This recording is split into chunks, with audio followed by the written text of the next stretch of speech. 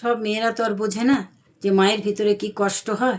কিন্তু জানো, আমার মেয়ে গেছে শ্বশুরবাড়িতে লাভ ম্যারেজ করে বিয়ে করে, কিন্তু আমার মেয়ে এখন বলছে আমার মা বাবাও মরে গেছে আর আমার দাদাও নাই, কিন্তু আমার একটি ছেলে একটি মেয়ে।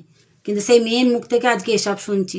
তাহলে আর সেই ছেলেটার বাড়িটা কত ভালো যে ওরা এরকম করে আমার মেয়েকে শেষ করে দিল, সব কিছু ভুলিয়ে দিল, মা বাবা সব, ভাই দাদা বোন সব ভুলিয়ে দিল, আত্মীয় স্বজনদের ওরাই সব।